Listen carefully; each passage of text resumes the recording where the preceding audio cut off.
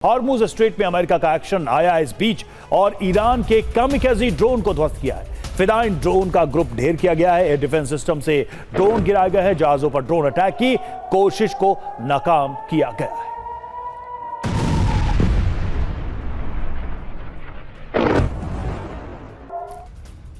और Hormuz strait के पास भीषण विस्फोट। केशम द्वीप के पास हुआ धमाका।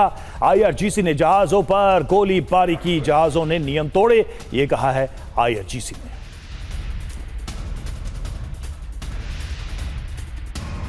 और ईरान के ड्रोन हमले नाकाम। खबर क्या है ये देखिए। ईरान का एक और ड्रोन ध्वस्त हुआ है और इस ड्रोन को लेकर जो हमले हुए हैं उसको जानकारी क्या सामने आई है ये हम आपको बताएंगे कि किस तरीके से बातचीत डील के माहौल के बीच भी इस तरह की घटनाएं हो रही हैं, इस तरह की खबरें सामने आ रही हैं। देखिए, ईरान ने ड्रोन हमला किया, उसे नाकाम करने का दावा किया गया। खबर यह है कि ईरान का एक ड्रोन ग्रुप जो था वो ध्वस्त किया गया है।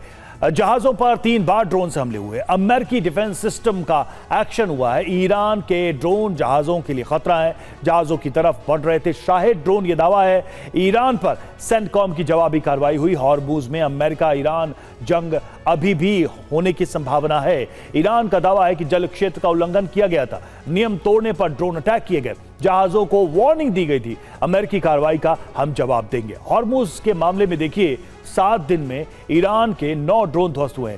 ईरान ने यूएस का अपाचे गिराया था, ईरान के रडार साइट को ध्वस्त किया गया था। तो इस तरीके से हॉर्मुज में अभी भी उबाल है, अभी भी तनाव है।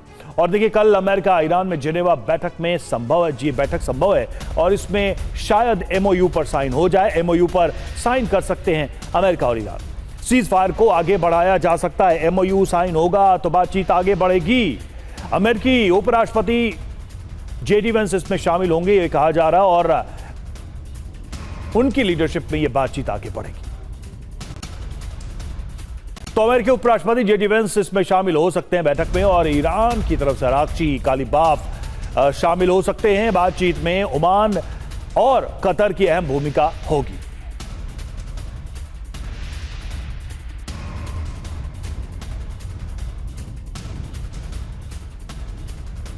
तो देखिए, कल राष्ट्रपति डोनाल्ड ट्रंप का जन्मदिन है। जन्मदिन पर ट्रंप को तोहफा देना चाहते हैं वेंस। कल आगे की वार्ता के लिए अंतरिम व्यवस्था तय हो सकती है। कल अंतिम परमाणु समझौता नहीं होगा।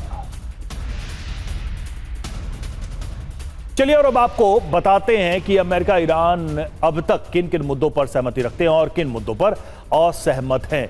देखिए, मुद्दे की बात करें, युद्ध विराम, सीज फायर का मुद्दा, जिस पर ईरान का रुख यह है कि ईरान सहमत है।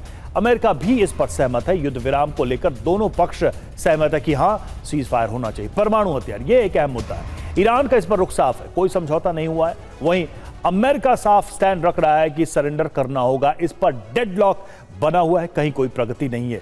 यूरेनियम संवर्धन को लेकर ईरान कहता है कि सीमित स्तर पर इसे जारी रखेंगे। अमेरिका, डोनाल्ड ट्रंप कहते हैं कि कोई संवर्धन नहीं होगा, ईरान नहीं करेगा। 60% एनरिच यूरेनियम का मुद्दा, इसे हम विदेश नहीं भेजेंगे, ईरान बार बार कह रहा है। अमेरिका कह रहा है कि इसे किसी और देश में शिफ्ट करना होगा, इसे विदेश में भेजना होगा। फोर्डो, नतांज, इस्फहान परमाणु स्थलों को लेकर ईरान कह रहा है कि बंद करने को वो तैयार नहीं है, जबकि अमेरिका कह रहा है कि इसे आपको बंद करना होगा, संवर्धन का काम आगे नहीं बढ़ेगा। हॉर्मुज स्ट्रेट को लेकर देखिए, ईरान कह रहा है कि सहमत तो है लेकिन नियंत्रण हमारा ही रहेगा। अमेरिका कह रहा है कि वैश्विक शिपिंग सामान्य करना होगा। यही हॉर्मुज को लेकर अमेरिका का स्टैंड है।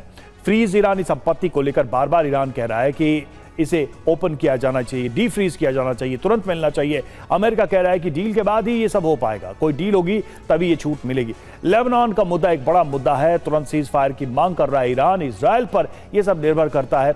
अमेरिका साफ कह रहा है कि इजरायल इस मामले में निर्णय लेगा और इजरायल का स्टैंड बहुत साफ है कि इजरायल अभी भी जंग को जारी किए हुए है।